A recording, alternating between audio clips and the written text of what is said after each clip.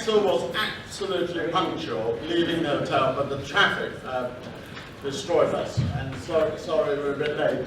But anyway, I just want to say it is a huge honor for me and the China Exchange to have Axl today. He tells me it's the first time he appeared in public without his boots, so don't look down too much. No, my cast thing.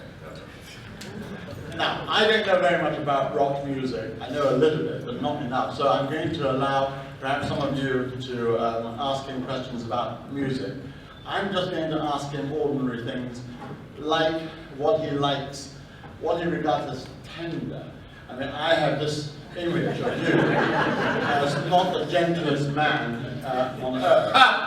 But surely there must be moments when you want to touch tenderness, or when you meet tenderness. What are those moments? I mean, can you remember the last time you felt something was rather nice and gentle? Well, okay. But I have no idea what to expect coming here, or what this is. I was asked to do this. I don't know why any of you would want to come here. By the way, there are about 1,000 people on the waiting list, so you're very, very lucky to be here. But anyway, I want to ask you one or two questions that you normally might not be able to relate on stage as a performer. When you talk about tenderness, that's kind of like sensitivity or something. Love. Well, I love animals, and I've had all kinds of different animals, and I like the way that sometimes an animal will know if someone else in the house is sick or something, the animal stays by that person. You have dogs and cats? I've had dogs and cats. And how many dogs? How many wolves cats? And birds and bitches. A couple wolves, a couple we've had like 5 or 6 birds. Yeah. Chain of chihuahua. So do you regard somebody who can't answer back as probably the gentlest class of things you encounter? No. What I mean though is but say like with cats, if you don't keep yourself open to some degree to being sensitive, they're not going to be around you. So if you want to be friends with your cat, you have to be a bit more sensitive than the world may make you. With the world. I mean, I'm only asking because on stage you never stop. You sing, you play. I mean, it is just one huge, as far as I'm concerned, like a Van de Graaff generator, maximum lightning, thunder, and so forth. So I want these people to understand when you finish and when you go home and you've had a good sleep, when you wake up, are you like normal people who want to have a coffee and just stretch yourself and have a shower and bath? Yeah. but it is like feeling like when a tour leg ends, there's times it takes a while to decompress. It feels like getting. I mean, there are moments when we know that you went reclusive. I mean, did you mind that? I mean, did you enjoy the period when you didn't want to see anybody and you were on your own? Well, actually, I just didn't go anywhere where there was like paparazzi or anybody, cared or really recognized me. I went everywhere else. I just didn't go. If people didn't recognize if we went by a place where there was paparazzi, I just ducked. And then in LA, if you go to the Valley, no one in Hollywood cares. Why didn't you wear something different or disguise yourself? Well, I did. And still you get recognized? Well, no, I would just look stupid if I went in Hollywood that way. It wouldn't work. When we first hit, I left a hotel in New York and I was in a cab and I had my jacket pulled over my head. And there's a guy in a garbage truck going, "Yo, Axl!" Was it convertible? There was a Webesto. I don't know how he did that. But I think people know roughly where you are. They now chase you around. And now, let's go back to the music of it, because that's your life. We talked a little bit in the cab about lyrics. And I said to you that you are one of those people who've got wonderful lyrics, and not just the music itself, but the lyrics fit. And it's important to you because I know you read a lot, and that's why you relate to words. Would you say that you regard lyrics and your music as being incredibly important together? Well, I think that it depends on the song, but yet I've always felt that way. I mean, Bernie Taupin is my favorite lyricist, and when Elton asked me to induct him into the Rock and Roll Hall of Fame, I took it on myself to induct him and Bernie as a writing pair. And it's my understanding it's the only award Bernie has ever gotten. You know, and he was pretty happy. Yeah, well, I mean, classical music. Do you ever listen to classical music? Yes, but not like, I guess the word formally or something. So at home, when you listen to music, do you listen to your own music or other people's music? Only mine. But it took you 30 years to join ACDC, so you must have listened to a bit of ACDC. Yeah, I mainly listen to the music that's playing during movies. I like the soundtracks. You like the soundtrack. Which film, which soundtrack do you think is sort of classic? It depends. It can be anything. It can be something, it could be the theme to Pirates of the Caribbean, or it could be Gladiator and Equalizer and stuff like that. You know? I mean, but they're all different styles. So. Have you ever wanted to? I like the blend of orchestra, you know, with modern instrumentation. So has anybody asked you, or have you thought about wanting to write for a film? Yes. No, I haven't been asked. It's something that I wanted to do, and it was kind of more like really hard not to just go in that direction and forget about But you would be interested. I was more interested in that than staying in Guns N' Roses. I mean, if somebody asked you to write the theme music, It would have been easier and more fun. if somebody asked you to write the music, theme music for Pride and Prejudice, I mean, would you consider that? I mean, you have a pretty violent relationship with that. Yeah, I would. I think you can jazz it up a bit. Well, there is. Listen. But I have a lot of respect for the people that do that.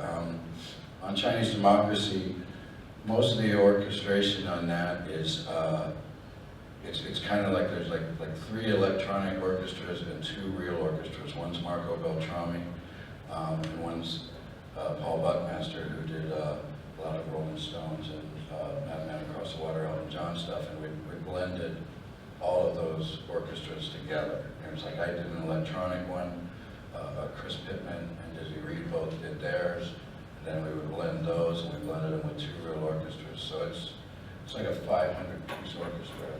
We love that big sound. Songs, yeah. We love that. But have you thought about bringing a couple of orchestras onto stage to perform live? Maybe for like a show or something. I mean, we did it years ago when we made the video for November Rain, but on a tour, not as of yet. No. And Chinese Democracy, that's, I heard, been banned in China. Well, I think that the foreign minister, the minister, it was something he said, it's like that people don't like that music because it's too loud. Yeah. And I'd love you to be able to go to China and meet the Minister of Culture. I think that would be... But my thing with China itself isn't about, you know, with the term Chinese democracy, it wasn't about trying to tell them to have a democracy or anything like that. I am not really I don't really have an opinion of what type of government they should have. My thing is that I went and stayed there for about 3 months, and everywhere I went, the people are so shielded from what's going on in the world. And if you stay in the hotels there and you're from Western societies and you don't realize that the stuff you're seeing on TV, the average person isn't seeing. They're not seeing that version of CNN or whatever. But the biggest thing to me was that everywhere you went, people were scared. Their frightened for their lives to have an opinion that deviates from the government's about the simplest thing. I mean, things that we take for granted, you know, sitting in a car and going, somebody goes, oh, I don't like what Obama did today. If you said, oh, you know, I don't know about the Communist Party's doing your translator all of a sudden is terrified, for good reason. Yes. And that is a soft grain. I don't feel that. I feel that that's wrong. It's not right for anyone.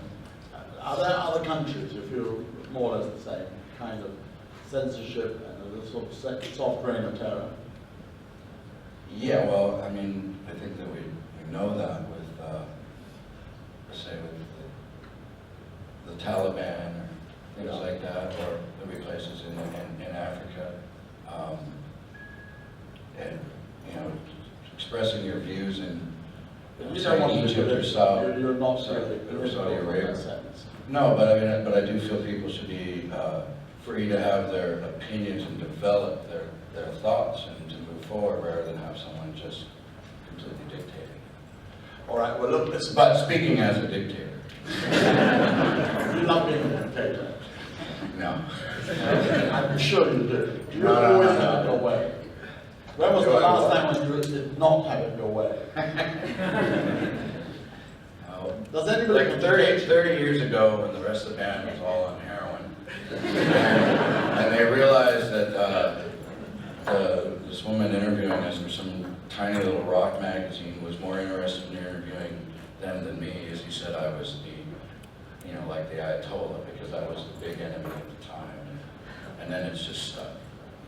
Well, anyway, that's their loss because we are the biggest rock star today. Look, listen, we're immediately going to start some questions, but they've got to be intelligent, and if Axl doesn't want to answer it, you can go to hell, and that's about it. Now, who dares ask the question? All right, that's first hand at the back. That's a good question, okay? Otherwise, it'll be passed over. Excellent. How do you manage to keep your voice in check, and has it changed in the last 10 years, like what you do to keep it so good? I do a lot of vocal exercises, and actually on this particular tour, I brought my voice coach out with that I hadn't worked with in like 20 years, but the Brian Johnson Back in Black stuff is really demanding, you know, and sing it wrong and you might not be singing again, so. Thank you. All right, next one, in front. Who was going to ask the question? All right, go on. Yeah, go on. That man who looks like.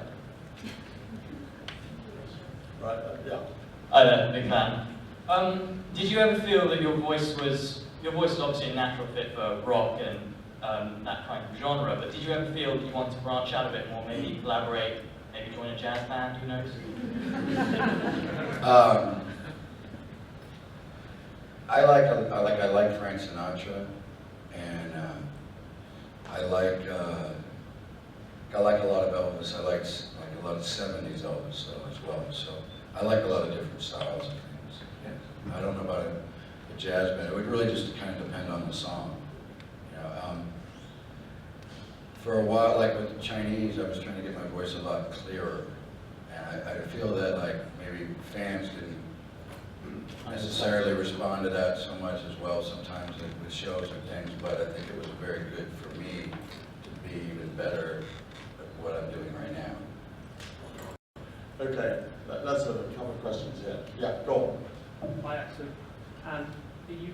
Shout it out. Sorry, are you making any new music at the minute? Are you working on new stuff? We are working on new stuff, but I don't know.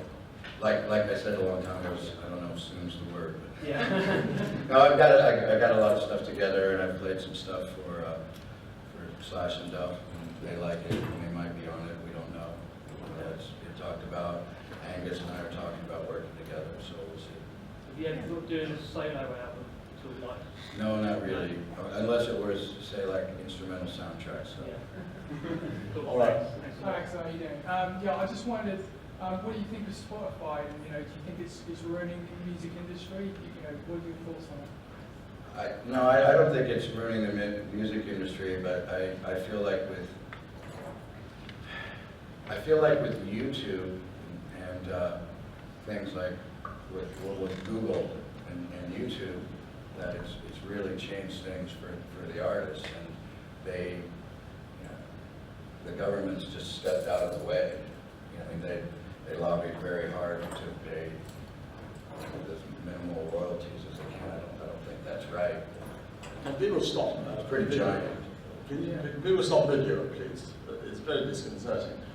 Let's just enjoy the conversation, okay? All right, come on. This is a rare opportunity for you. Don't record it. Enjoy it live, for fuck's sake.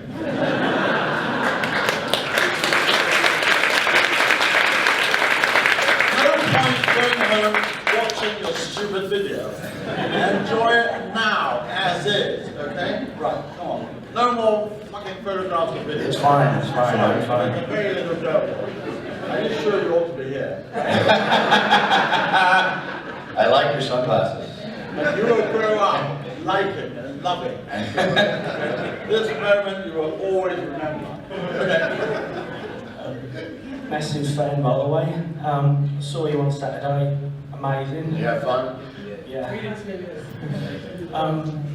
Is there any band, present, past, whatever, that you would like to perform with? To join? Well, I never thought about this, and what I thought about with this was the day that I read about Brian, was that the band was going to be in trouble, and no matter what happened, if they canceled, if they had to cancel the tour, they were going to have a lot of problems with fans, and a lot of problems, legalities, you know, just natural business stuff behind the scenes forever. And then I thought, yeah, and if they postpone or whatever, and then find someone else. Wait, find someone else? Fuck that. So it was, but it's also that Angus is my biggest influence for moving around, and I wanted to help, and I just want to help him. Hi Axl, massive fan. Just want to say, you know, thank you for all the great music you've done over these years. It helped me get through a really bad place in my life, and listening to all that.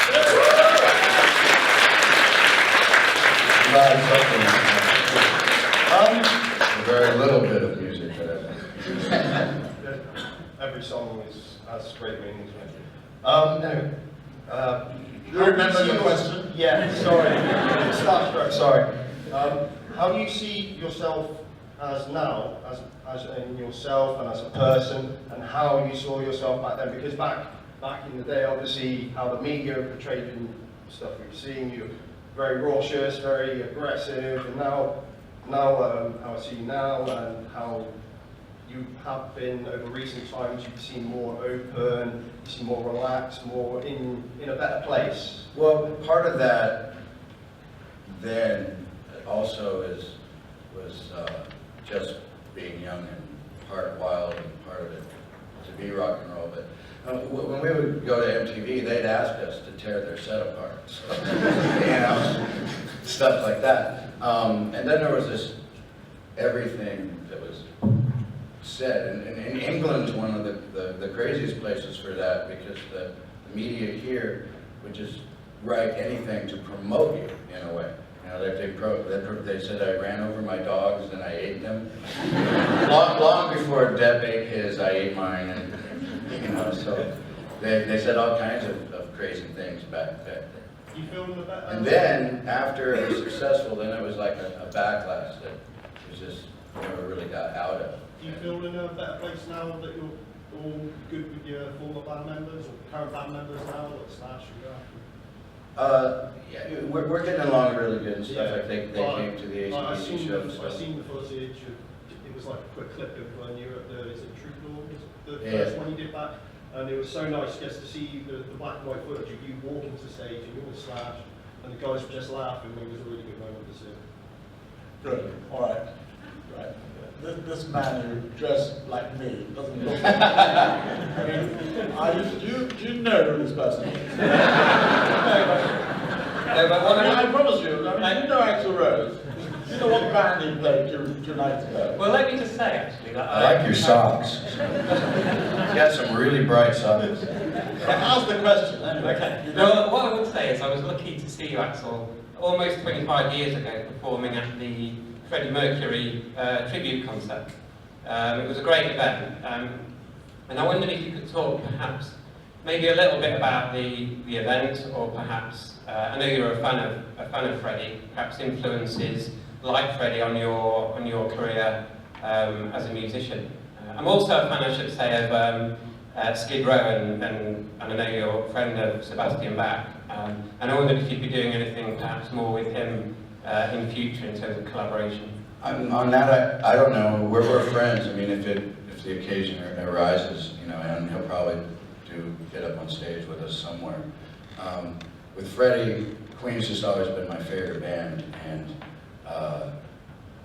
Freddie is like, you know, the greatest singer probably ever, and it's the way I look at it. But the other thing about Queen for me was that they embrace so many different styles and approaches, and like you were talking tenderness, there's that, which is funny, it's like with ACDC, you don't find that much in Brian's work with ACDC, but what I liked also about Bonds and old ACDC was, as aggressive as that music was, he would talk about having a broken heart or something like that, so it made it okay for guys to feel and let some of it out some way. Something happened. Yes, that's a lady. Girl, woman. Yeah, she's going everywhere. Ms. Rose, hello. Would you be interested in working with children's charities in London? That's very possible, yes. Shall we discuss it afterwards? Sure. Okay, let's have another woman. Let's get another woman. One minute. Which Guns N' Roses song means most to you to perform, or the one that you love to perform most? It's a very cliche question. No, I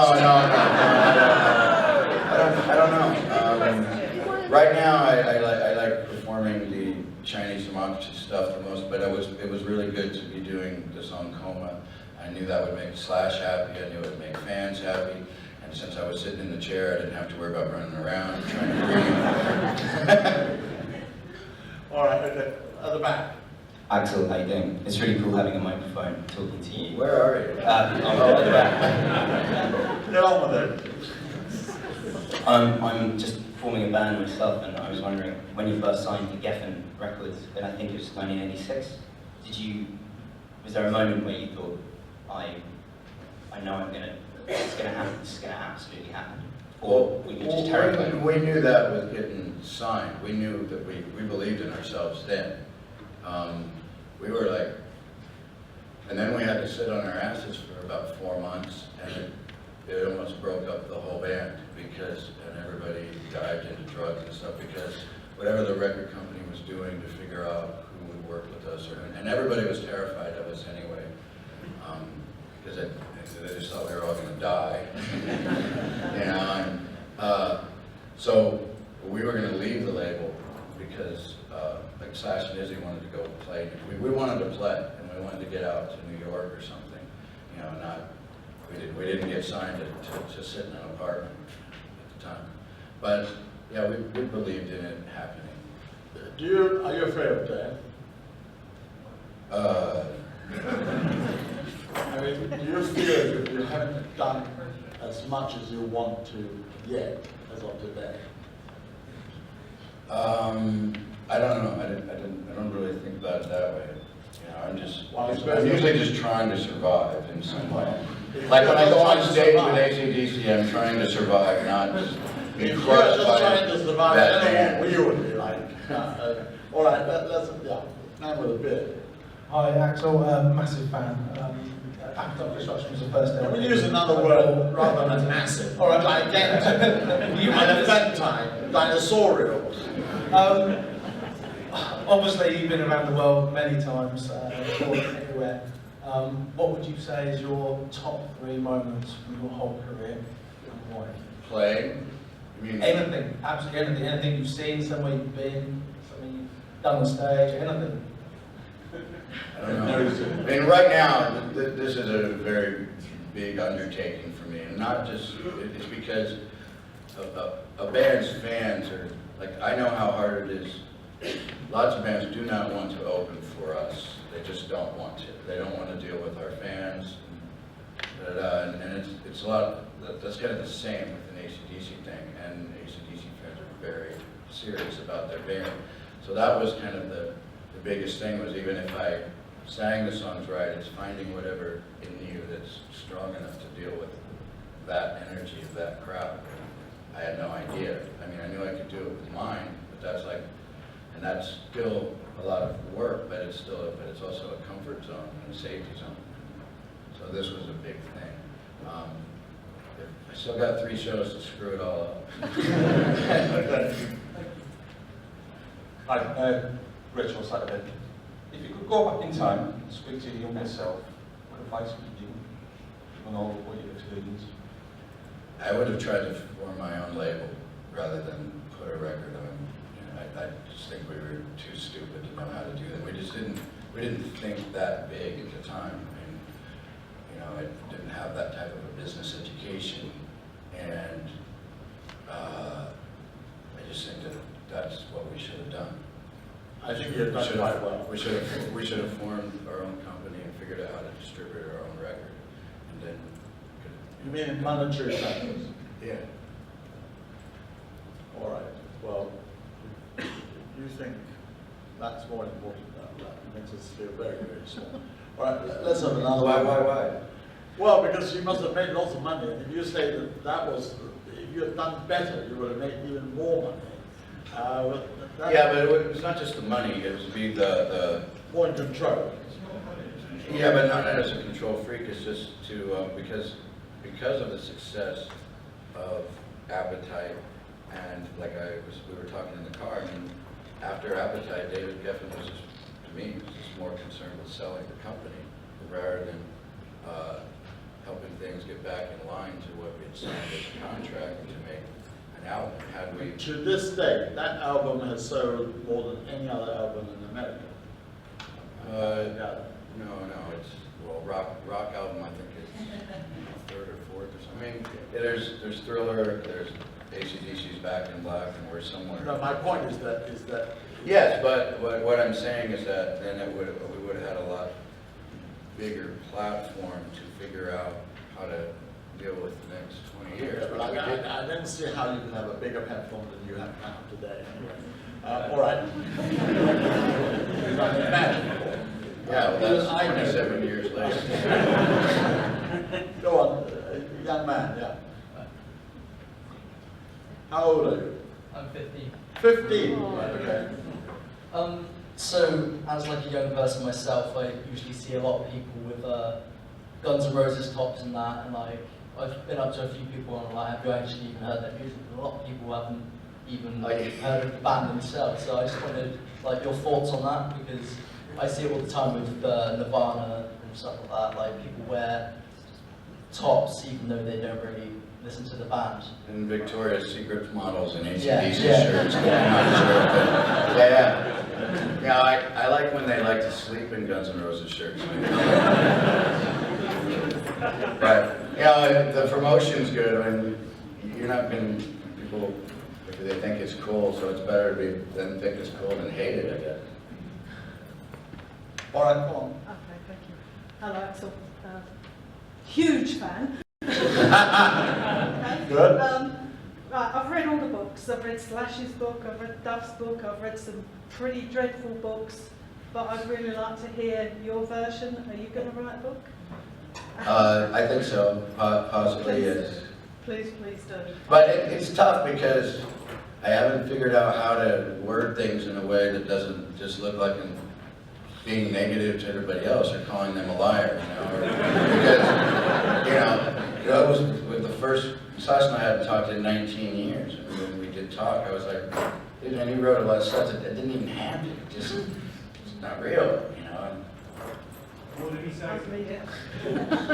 Okay. And how's your relationship with Angus of ACDC? It's great. I can't really explain it. I feel like just I feel something that like I feel protective, and I feel like I do not want to let this guy down. And I, more than almost anybody I've ever known, and I don't know why. And he's very responsive to me, and you know, they said they haven't seen him this happy, they haven't seen him moving around, and in between songs he started playing other stuff, and I'm like, oh, I like that chord, write a song around that. So that's kind of a neat thing between musicians and artists. Go on. All right, okay. Hello, Axl. I'm a music journalist. I started my career with Rolling Stone magazine. I have this question I've asked artists over my 8-year career. I'd love to ask you this question. If you had the power to create the ultimate musician, which artists from the past and present would you use as building blocks, and why? Well, are you talking about anything? So I mean, you could go all the way back to classical music or something like that. So I don't know. I think it's probably, obviously there's like Elvis, but the Beatles, whatever the Beatles did, like you can hate the Beatles, like you know, there's always people, who do you like, the Beatles or the Stones, you know, or you can like both, but there's also the ones that pit one against the other. But though the Stones were influenced by a lot of other things, because of all the things the Beatles were doing, it helped push the Stones to become the Stones. And to me, the Beatles are like some catalyst that made everybody else realize it was okay to try all these other things and to work on all these different sounds because of how many different ways, places the Beatles went. So I don't know. I mean, that's 4 people, not one, or actually 5 if you George Martin, you know, and so if you put all that together, so maybe that and Elvis and Beethoven. Hi, I was fortunate enough to be in Vegas for the first time reading, and what seemed to work really well, I think, for the reviews afterwards, chemistry with the founders. It's pretty amazing, really. How did that come about? How did you go from such a difficult place to such great chemistry live? I'm a big fan of our previous lineup before getting back with Slash and Duff. And we did a lot of work with that and with our drummer, Frank, and Dizzy and Richard. And, you know, to Slash's credit, what I gotta say is he and Duff, like Duff had played with the last lineup a few shows and came in and played the way we did the songs. And then going into getting ready for Vegas and Coachella, they all chose to, they just worked very hard, and Duff and Slash came in and worked very hard with Frank on the rhythm. Because that's how they like to work with the drummer, and the drummer having a relationship with Richard, that just worked really good. They liked Richard, everybody liked each other. I didn't have to tell Slash anything about embracing the, you know, working on the Chinese democracy songs or how to play them. He just embraced them and worked really hard. And I had no idea how they were going to sound. I never heard him play certain ways. The last times we talked, he was saying, I don't want to work that hard, da-da-da. So for him to take on Buckethead or Bumblehead's part, Bumblehead, Buckethead and Bumblefoot's parts, and just step to it on his own and work at it and like it and enjoy it, that helped a lot. And so they worked really good in the rehearsals together. Sat in on it. All right. That boy, yeah. Hi, Axl, colossal fan. Come on! Yeah, words. I'd like to know, as a musician who's not really doing quite as well as you, Everything. my band's name. Good luck. Thanks. I'd like to know what you think is the difference between audiences of modern day and like when you started, like enthusiasm and like what they do at the gigs and that sort of thing. Well, do you mean at other people's No, shows? at yours, or you know, just no, well, I would say definitely that in a good sense, and for years now. It's before, you know, when we were opening for bigger bands, and then when we first started headlining, it's like, you know, you didn't have everybody videoing and stuff like that. I don't think anybody knows how violent it was. And no, it was really violent in the crowds. I mean, I don't think it was as bad as when Woodstock with Limp Bizkit and 9 Inch Nails or whatever got really out of hand. But I mean, there were shows where there would be a wheelchair coming on stage because they're standing on somebody that fell out, you know, and you have to stop the show. It's like I got a lot of grief for stopping the shows for no reason, and that was media, just somebody being, when I say media is somebody writing and for somebody else, and they're protected by that company and whatever, and saying whatever they want, whether it's true or not. And there was just a lot of really rowdy crowds. I mean, people liked the music, but that, you know, and they might want to beat themselves up. I remember when we first started, you would have security that was looking for that. So they want to get in and get in a fight with somebody. And, you know, and we put a stop to that pretty quick and got rid of people working for us that wanted to go beat up kids. It's like a lot of cops get jobs because then they can beat up people for, you know, and it's legally protected. That's the way people getting sometimes working for security did. So it was really violent, and it's not as near that now. Better. Yeah, a lot better. Yeah. Hi Axl, gigantic fan. We've had that. Yeah, the Appetite for Destruction album for me is one of the best rock albums ever released. It's up there with... What's the question? For the modern social climate with bands and music that's in this 21st century, what advice would you give for young bands with social media and stuff like that?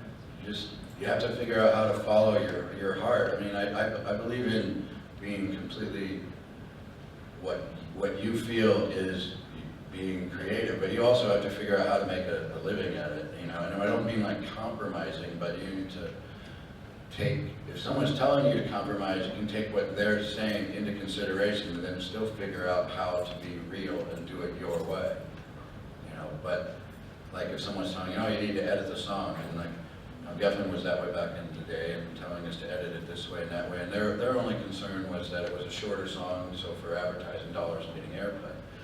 But instead, you decided to take it as constructive criticism and maybe make a better, shorter song, which by illusions, we got rid of them, so we didn't do anything.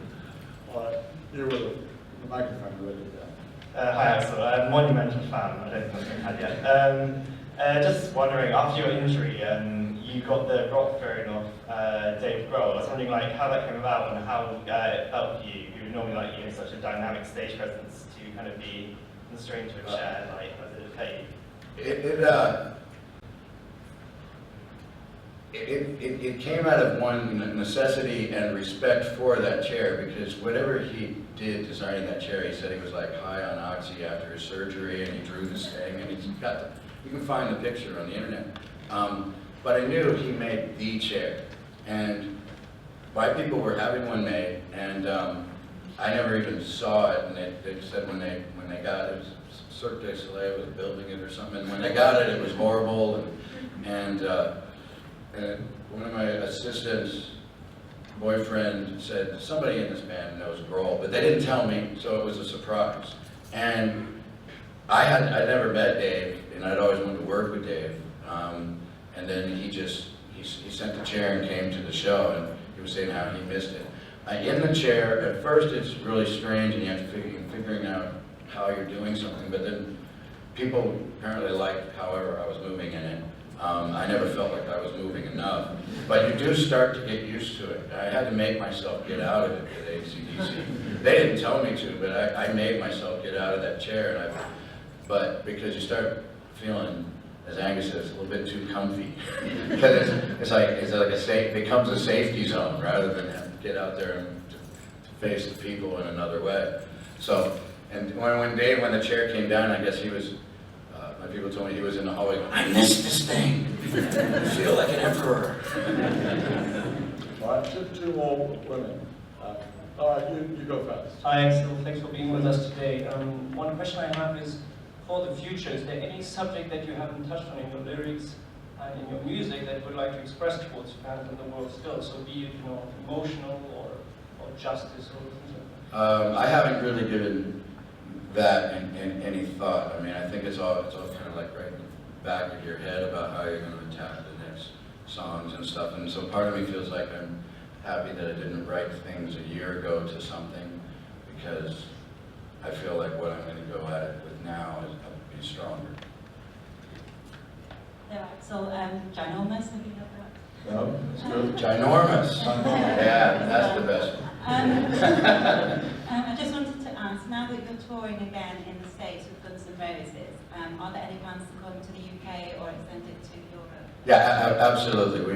I hope to keep this going for quite a while. It just really, we're right now, it's all good. I mean, obviously that could just explode.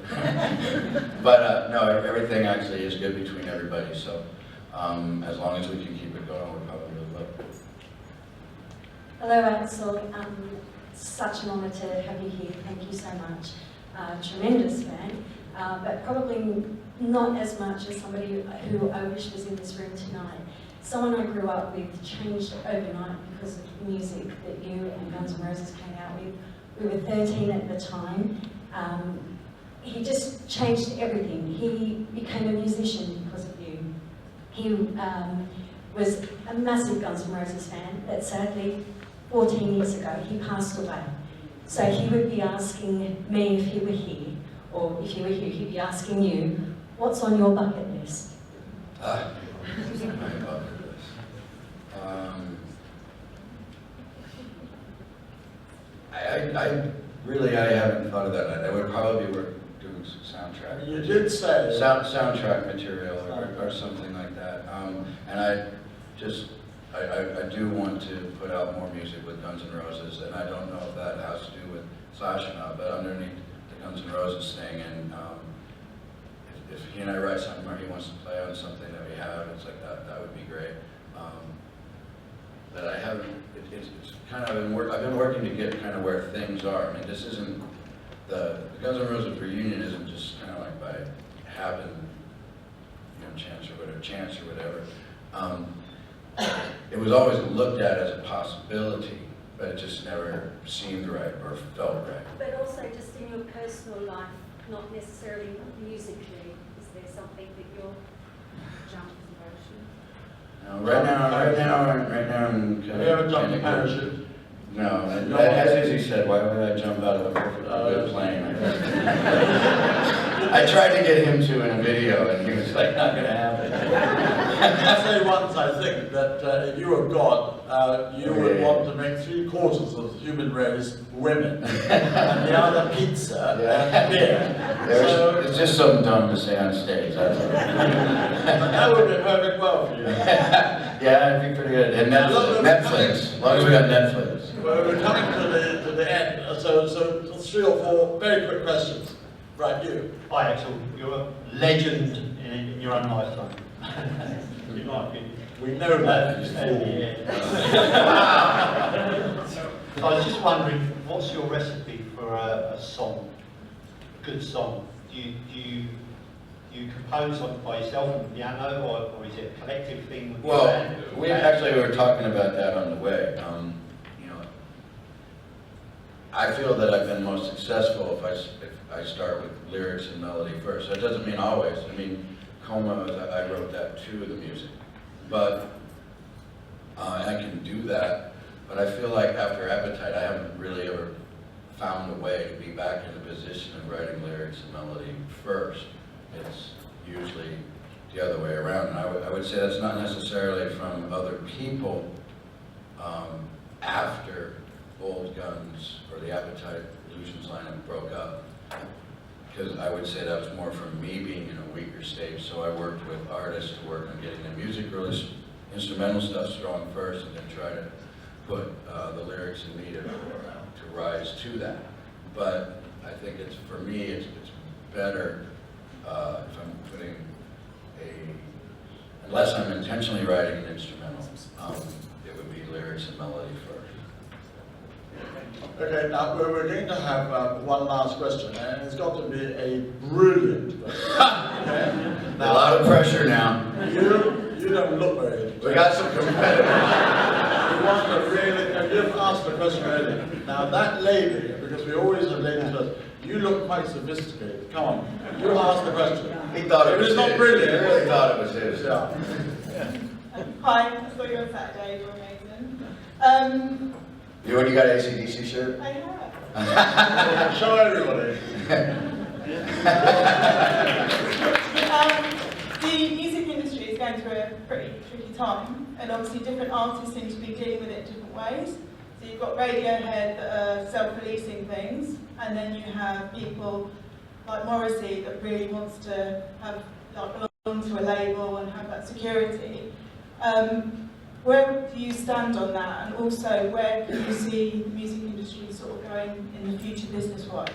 Well, to me, in the late 90s to now, it's like the heads of record companies realized, and it's not just my opinion, they've said it to me. It's like I tell people, I don't get in fights with people that are in the music industry, I get in fights with people that are the music industry. And they realized that for their business, they don't, why deal with a band? You know, all they need is a star and a producer. Somebody they feel is a star and a producer. And if they don't even care who writes what, how it writes, you know, or what it sounds like. It doesn't matter. They could be a genuine fan of music, say the record company owner, president, whatever. But when it comes to their business, it doesn't have anything to do with that. It just has to do with what's going to be the easiest, what's going to make the most money and work, make their company and the shareholders happy and stuff like that. Which I can respect that in a sense, but as an artist and a musician and working with bands, it doesn't help me, you know, at all. And I don't think it helps music. And you know, and it doesn't help the bands become self-sufficient and successful. They got to work a lot harder because the labels are more worried about them making the money. It's really sad. Listen, yes, it is, but don't worry. Artists always. Now the pressure's on me now. Back on me. No, listen. I want to say it is a huge honor for Axl to come here today, and I want you all, please, to respect this last hour. And as I said, just to enjoy yourself. Please don't try to imagine that this is just a private gathering, and that you don't, you know, start writing things publicly about it. Of course, you can talk about. I didn't have anything to do with this. and when Axl leaves, please, I just stay behind because I've got another man coming who is, and it shows you the diversity of China Exchange. Here we have Axl Rose. In 10 minutes' time, we've got Nicholas Soames, who's the grandson of Winston Churchill, coming to speak about something else. There you go. So I hope that those of you who are coming... talk about intelligent things. No, I think that he's going to say something very dumb. He's very fat. Wow. And those of you who come the first time, please come back. We've got lesser people, but interesting people coming throughout the church. Did he say less of evil or? Less, more evil, perhaps. I mean, the point is that you are everything you see. A lot of people are a lot of what you don't see. Those are the monsters and the demons. But listen, I don't want there to be another crush for, you know, middle class behavior like selfies, okay? So please try to restrain yourself. When I finish in 1 minute, I'm going to ask... We got like attacked outside, so... And I don't want Axl to feel that this is just another mob. So in 1 minute, I'm going to ask his friends and his entourage to leave in relative non-rock star style. And please, just... I'll sign the script. I'll do whatever people want to do. Are you sure?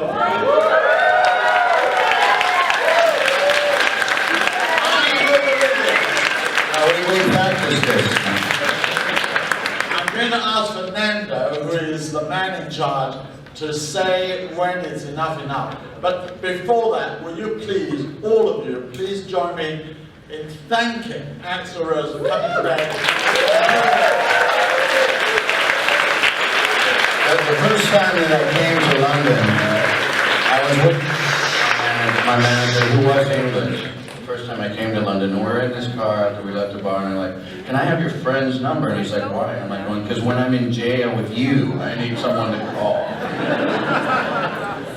Axl Rose again.